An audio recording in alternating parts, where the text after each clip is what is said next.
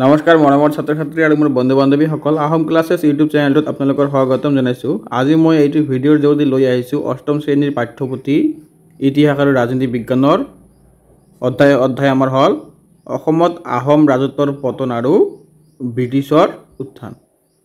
Part number 8। ছাত্ৰ ছাত্ৰীসকল এই পাঠৰ অনুসৰণত থকা গোটেইখিনি কোৱেশ্চন অতি সহজ আৰু চমুকৈ লৈ অহা হৈছে। তোমালোকে ভিডিঅ'টো স্কিপ নকৰাকৈ গোটেইখিনি চাই থাকা। উত্তৰ দিয়া আছে আমাৰ ক নম্বৰত অসমত কেতিয়াৰ পৰা শাক্ত ধৰ্ম পুনৰ উত্থান হৈছিল। ইয়াৰ উত্তৰ দিয়া আছে আমাৰ 18 শতিকাৰ মাজভাগত আহোম স্বৰ্গদেউ লক্ষ্মী সিংহ ৰাজত্ব কালৰ পৰা আমাৰ এই ধৰ্মটো উত্থান হৈছিল। খ নম্বৰত দিয়া আছে স্বৰ্গদেউ লক্ষ্মী সিংহৰ পাছত আহোমৰ ৰাজপাটত কোনে আৰোহণ কৰিছিল। ইয়াৰ উত্তৰ দিয়া আছে আমাৰ স্বৰ্গদেউ লক্ষ্মী সিংহৰ পাছত আহোমৰ ৰাজপাটত স্বৰ্গদেউ লক্ষ্মী সিংহৰ পুত্ৰ গৌৰীনাথ সিংহ আহোম ৰাজপাটত বহে।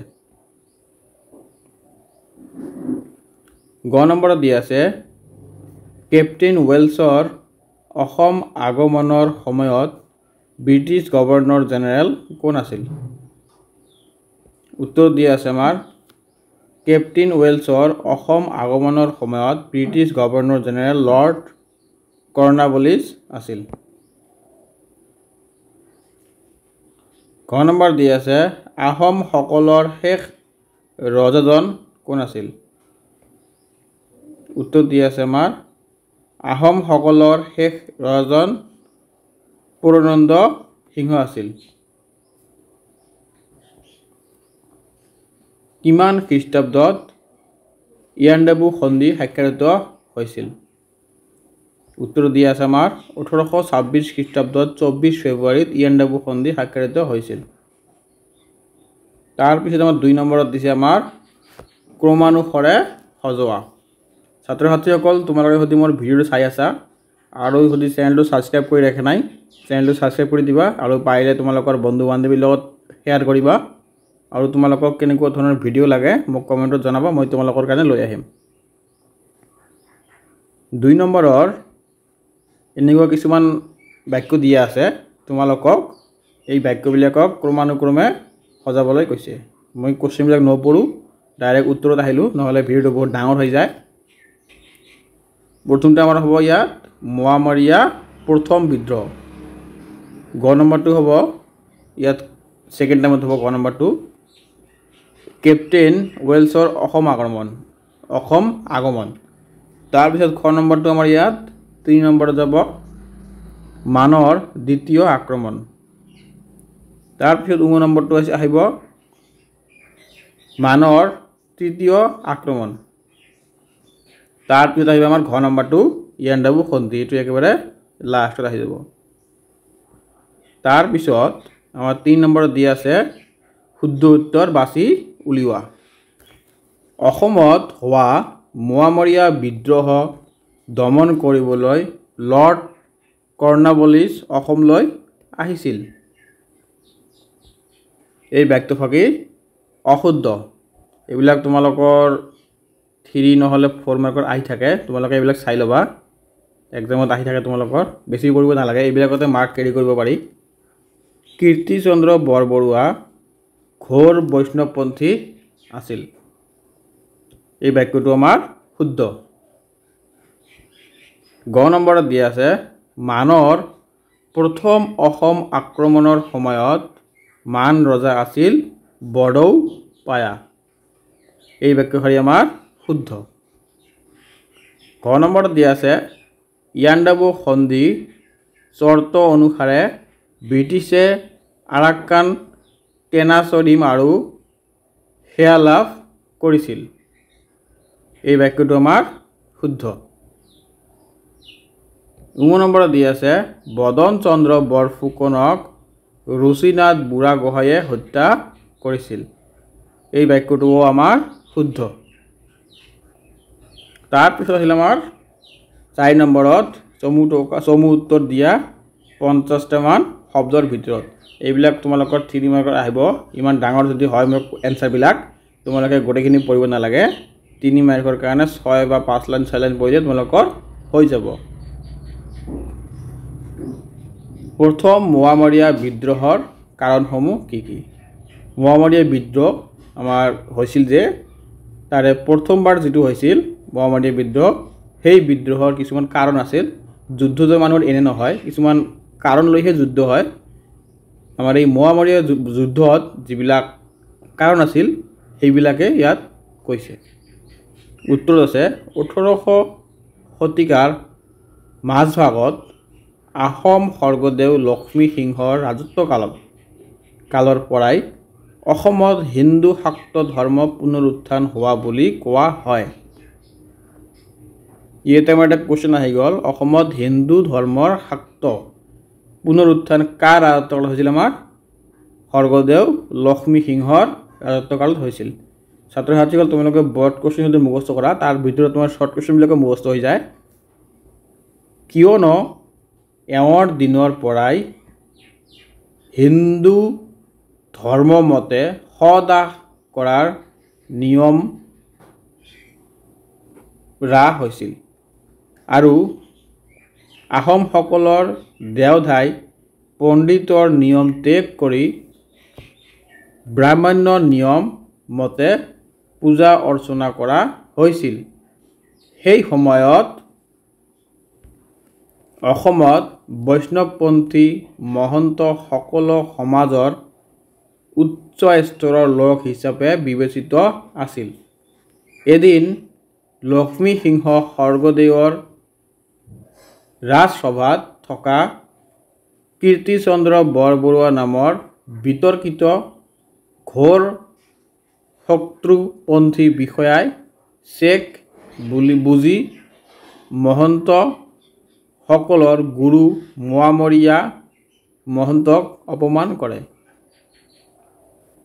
ইয়াতে মহন্তসকল অতি ক্ষুণ্ণ হয় আৰু প্ৰথম মোৱামৰীয়া বিদ্ৰোহৰ সূত্ৰপাত ঘটে ছাত্ৰ ছাত্ৰীসকল তোমালোকে বুজি পালানে ইমান এটা টান নহয় এইটো কোৱেশ্চন তোমালোকে প্ৰথমতে ৰিডিং মাৰিবা 2-4 বাৰ 5 বাৰ মান তাৰ পিছত মুখস্থ কৰিবা আৰু ডাইৰেক্ট তোমালোকে মুখস্থ নকৰিবা তাৰ পিছত খ নম্বৰত দিয়া আছে আমাৰ মানৰ তৃতীয় আক্ৰমণৰ কাৰণসমূহ কি কি মানে আমাক মানসকলে অসমক 3 বাৰ আক্ৰমণ কৰিছিল প্ৰথম আক্ৰমণটা আমি পঢ়ি আহিলো ইয়াত দিছে আমাৰ এতিয়া তৃতীয় আক্ৰমণৰ কাৰণবিলাক কি আছিল মানৰ দ্বিতীয় আক্ৰমণৰ পিছত ৰজা আলমগীৰে চন্দ্ৰকান্তক ৰজা পাতে যদিও মংগীমা তিলৱা নামৰ ব্যক্তি এজনক সেনাপতি পাতি কিছু মান সেনা এৰি স্বদেশ লৈ প্ৰত্যাহ্বান কৰে চন্দ্ৰকান্ত সিংহ ৰজা হল যদিও প্ৰকৃত পক্ষে মান সেনাপতি মিংগী মাহায়েহে অসম দেশ শাসন কৰিছিল মানৰ উৎপালি দিনে দিনে বাঢ়ি গৈছিল চন্দ্ৰকান্ত সিংহ লাহে লাহে মানসকলৰ বিৰোধী হৈ উঠিছিল এনে সময়তে অসমত থকা মান সেনাপতি ব্ৰহ্মদেশলৈ উভতি যাওঁতে চন্দ্ৰকান্ত সিংহই মানসকলক যাতে পুনৰ ঘূৰি আহিব নোৱাৰে তাৰ বাবে মান অসমলৈ অহা পত্ৰ বন্ধ কৰাৰ যোজা কৰোতে মানৰ নতুন ৰজা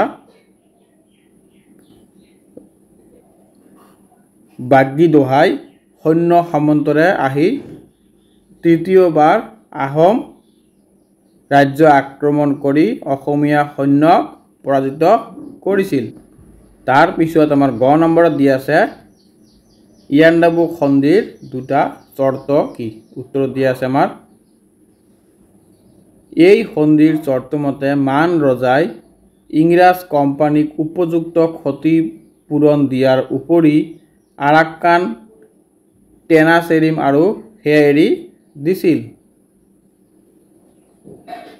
দ্বিতীয়তে মানসকলে অসম, কাছাৰ আৰু মণিপুৰৰ ওপৰত থকা সকলো অধিকাৰ ত্যাগ কৰাৰ লগতে ভৱিষ্যতে এই ৰাজ্যবোৰৰ ওপৰত অধিকাৰ সাব্যস্ত নকৰে বুলি প্ৰতিশ্ৰুতি দিয়ে। তাৰপিছত আমাৰ আছিল 5 নম্বৰত চমুটোকা লিখা। এইবিলাকো খুবেই ইম্পৰ্টেণ্ট, তোমালোকৰ 3 মাৰ্কত আহি থাকে। মোৰ ইয়াত বহুত ডাঙৰ ডাঙৰ আছে কুৱেশ্যনবিলাক, তোমালোকে ইমান ডাঙৰ লিখিব নালাগে। ইয়াৰ পৰা 4-5 লাইনমান তোমালোকে লিখি ল'বা, তোমালোকৰ 3 মাৰ্কৰ কাৰণে হৈ যাব। কীৰ্তিচন্দ্ৰ বৰবৰুৱা। উত্তৰ আছে স্বৰ্গদেউ লক্ষ্মী সিংহৰ ৰাজসভাত থকা এজন বিতৰ্কিত বিষয়া আছিল। তেওঁ ঘোৰ শত্ৰুপন্থী আছিল। সুযোগ বুজি মহন্তসকলৰ গুৰু মোৱামৰীয়া মহন্তক অপমান কৰিছিল আৰু ইয়াৰে মহন্তসকল অতি ক্ষুণ্ণ হয় আৰু প্ৰথম মোৱামৰীয়া বিদ্ৰোহৰ সূত্ৰপাত ঘটে। খ নম্বৰত দিয়া আছে আমাৰ পূৰ্ণানন্দ বুঢ়াগোহাঁই। উত্তৰত দিয়া আছে আমাৰ স্বৰ্গদেউ গৌৰীনাথ সিংহৰ শাসনকালত বিষয়া হিচাপে নিয়োজিত ঘনশ্যাম বৰবৰুৱাৰ পুত্ৰ পূৰ্ণানন্দ বুঢ়াগোহাঁই ঘনশ্যাম বৰবৰুৱাৰ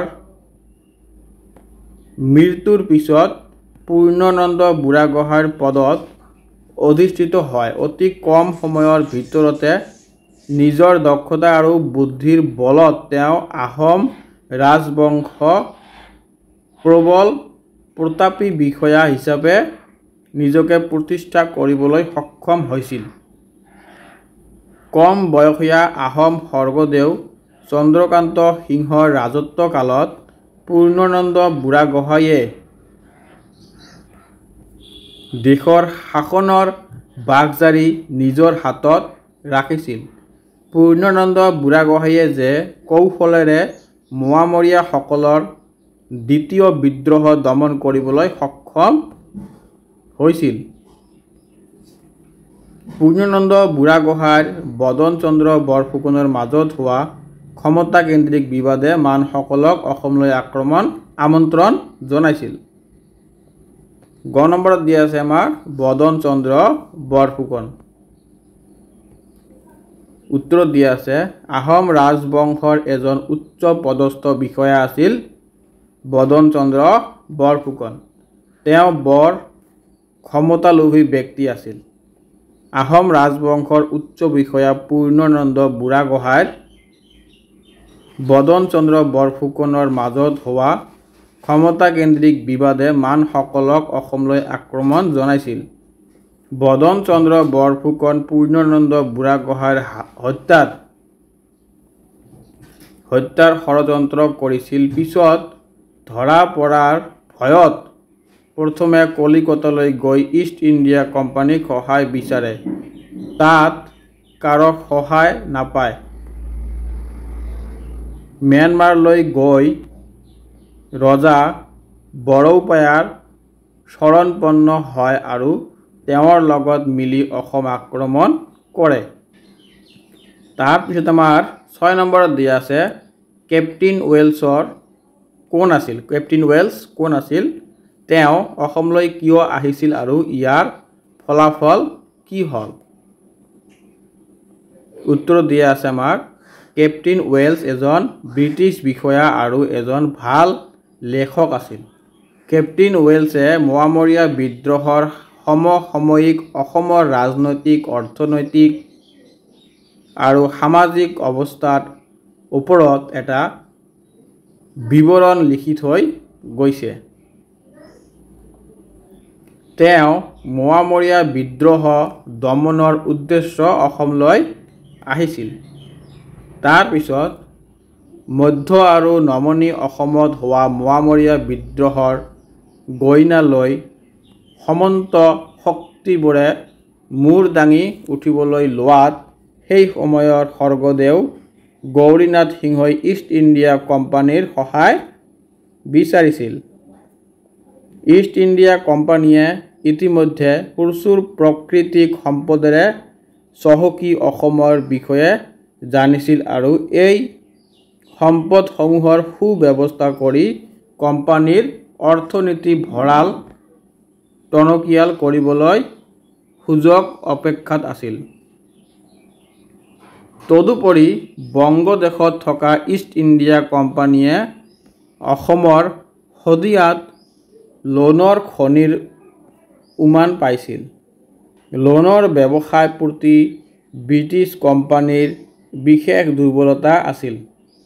তেওঁলোকে এই কথা বুজিব পাৰিছিল যে অসমৰ পৰ্যাপ্ত সম্পদেৰে ব্ৰিটিছ সৈন্যবাহিনীৰ বাবে হোৱা লাগতিয়াল খা খৰচ যোগোৱাটো ইষ্ট ইণ্ডিয়া কোম্পানীৰ বাবে সমস্যা নহ'ব।